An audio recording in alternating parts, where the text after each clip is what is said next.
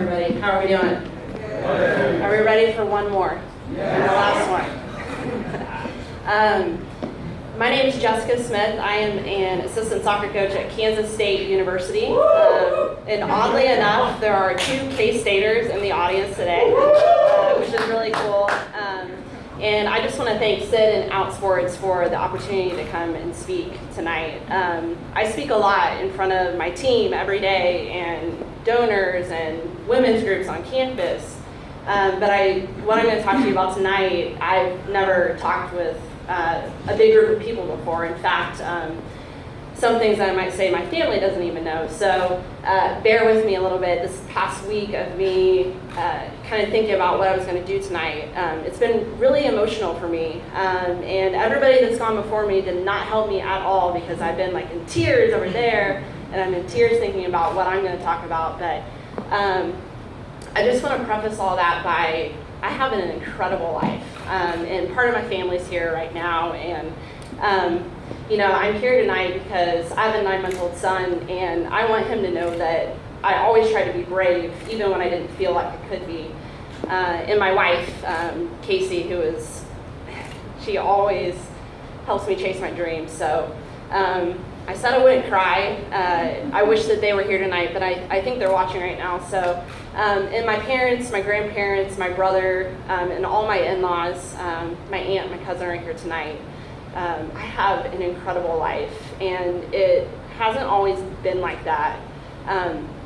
When I was 16, I told my mom I liked a girl because I thought, that's what you do. I'm excited. I'm going to tell my mom. And that moment changed me. It changed my life forever. And I thought for the worst at the time. But now I realize that every moment since then led me to right here. And so I remember, I'm 16 years old. I tell my mom, and our relationship changed at that point. And Mom and I are fantastic now, and my family, everyone's great. But we went through a lot of turmoil.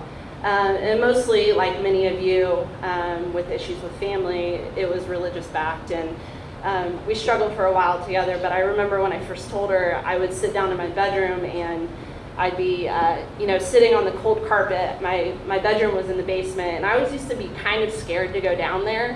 When my brother went to college, I thought I was big time, and I moved to the basement bedroom. I was really actually scared.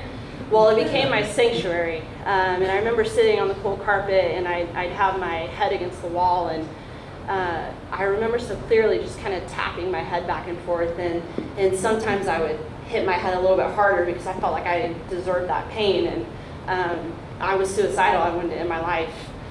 And again, these are things I've never talked to anybody about, and I'm here because I have an incredible responsibility to be leader of young women, and I get to do that every day. But I think back to those moments, and I thought, well, maybe I'll take Tylenol and I'll just slowly drift away. And I remember actually having a handful of pills, and I decided not to do that. And then I thought, well, maybe I'll cut my wrists, and then I thought, well, that's too much blood, I can't do that.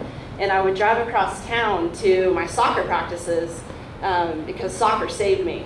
I threw everything that I had into the game. But I would drive across town, and I'd be driving, and I would look at my hand, and I would think, what if I just turn the wheel just a little bit? And I could go over the guardrail. And I'm sorry, it's hard for me to talk about this because I've come so far. And I decided that I'm stubborn. I'm going to keep fighting and fighting and fighting. And so I threw myself into the game. And I had a very successful high school career. I was an All-American. I held state scoring records. I went to the University of Kansas. I'm working at K-State. I went to the University of Kansas, and I played soccer there. I was a team captain. We made it to the Sweet 16. I helped win a Big 12 championship. So my identity became me as a player, and I didn't have to start facing who I was again until my career ended. I came out again to my mom, my dad, my brother after I finished college, and it was a much different experience. Mom and I had quietly struggled through my college years, and so I was semi-out. and I felt like I was happy. And then I got into coaching, and I was able to get a job at my alma mater. So I started my career at the University of Kansas, which I was extremely fortunate to be there. And I thought, I'm gonna be out in my private life, and I'm going to be just Jess, the coach, in my professional career, because that's what I wanted to do. I wanted to have both. And I felt like my whole life I kept things separate, so what's different now? I wanted to be a head coach someday. And I felt like that's what I needed to do. And so that's what I did until I was in this room with my very first team, and we were doing this activity of what you may not know about me, and all my players were revealing all these really intimate things, and I'm sitting here thinking, okay, I could tell them this, I could tell them this, and, just real surface level things. Well, I got to me, and I said, okay, I have to come out right now, I have to tell them. And I did, and it was the best thing that I ever could have done. That was 7 years ago. And I realized very quickly as I got into my coaching career that coaching is about making connections with players, and you can't make connections unless you're honest. Relationships are built on trust. And so it was the best thing that I ever did. Shortly after I came out to my team, I actually had a player confide in me that she was gay. And this player really, really struggled. She was from the Deep South, very religious family. And she just had this inner turmoil because she was gay. And I thought, okay, great, this is why I'm out in front of my team. I can be a confidant, and we can talk about it. And I didn't realize the magnitude of what it meant for me to be visible and be available, not only for my gay student athletes, but also for the straight ones too, because they all have issues that they go through. But this particular girl, she was having a really hard time, and I noticed at practice she was pretty subdued, and so I texted her and I asked her how she's doing. She wasn't in a good place, so I asked her if she wanted to meet for coffee. So we did, and it was about 10:30 at night, and I'd never done that before, but something felt off about the way that she was, and so we met, and we had coffee, and great conversation. We were there for about an hour. We actually had training the next morning at 6 a.m., so I'm thinking, we gotta go home. So I get up and I start to say goodbye to her, and she says, Jess, I'm so glad that you called me tonight. I'm really glad we met, because right before we met, I'd taken a belt and I put it around the doorknob of my dorm room, and I knew just how far I had to kneel, wrap the belt around me, and just drift away. And for a long time, I didn't tell anybody that. It's hard for me to say those words tonight. And that picture of her and those words have never left me. They reminded me about being 16 and sitting down in my bedroom and thinking about how I could end my life. And so at that moment, I knew that I could never, ever not be brave again for any of my players, no matter what their background was. I'm really happy to say that I called that player just a couple weeks ago and asked her if she would mind if I shared part of her story, because her story is so much of my story now. And she's thriving, she's doing fantastic, but I wonder sometimes what would have happened if I decided to keep my personal life and my career separate. I realized in that moment too that my mission in life and my mission professionally was going to be about other people. And a lot of people laugh at me sometimes because I have this saying, it's, scatter sunshine.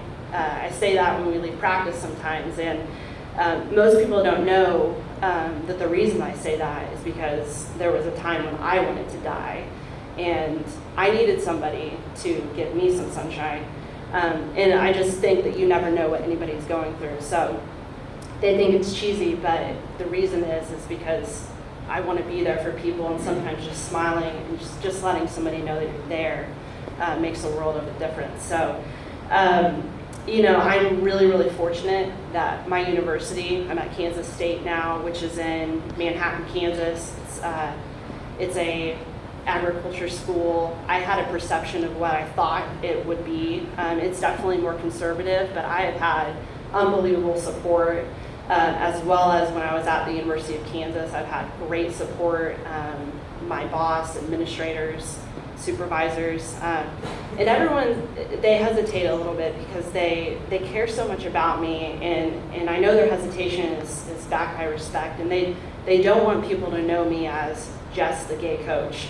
And I actually took the job at K-State because we're building a program right now. So our first season's in the fall, and I'm doing all these donor events right now and talking to people in the community. And because it's a little bit in the middle of nowhere in Kansas, everyone is fanatics about the athletic department. And so there's some real concern that people may get to know me as the gay coach and not just Jess.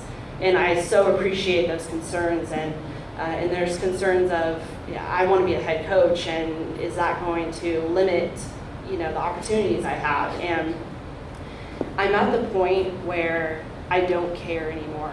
I only care about student athletes, and that's why I'm here today. That's why I think this week my story will come out on Outsports, and I feel a little silly about that because I've been coming out since I was 16, so I don't feel like I'm publicly coming out, but I guess I am. And the reason I'm doing that is to get connected with student athletes, because I will not wait another year for people in the community to get to know me better and make sure my reputation is good, while there may be somebody that needs to know that I exist. So I will sacrifice myself for someone else to feel better. And I really truly believe that my role is to help young people feel more positive about themselves, and obviously especially the LGBT community.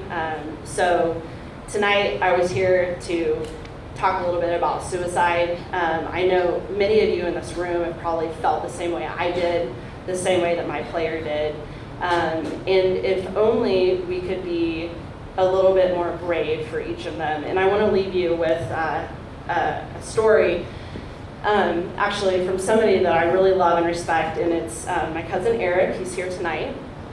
And if many of you have not heard Eric's story, I hope you can someday. He is an inspiration, all that he's been through. And I didn't tell him I was going to share this tonight, so I hope it's okay with him. But Eric told me one time that and it gets me every time, it got me when he told me, he used to change the way he smiled when he was a kid.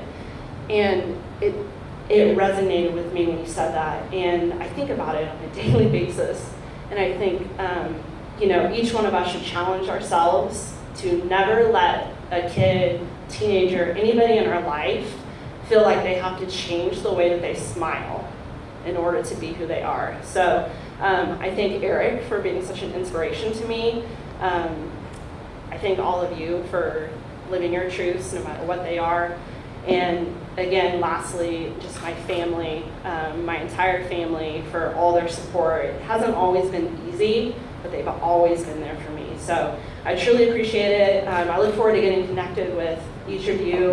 And if any of you have any student athletes that need to get connected with me, please reach out. That's why I'm here, and that's why I'm coming out again. Thank you.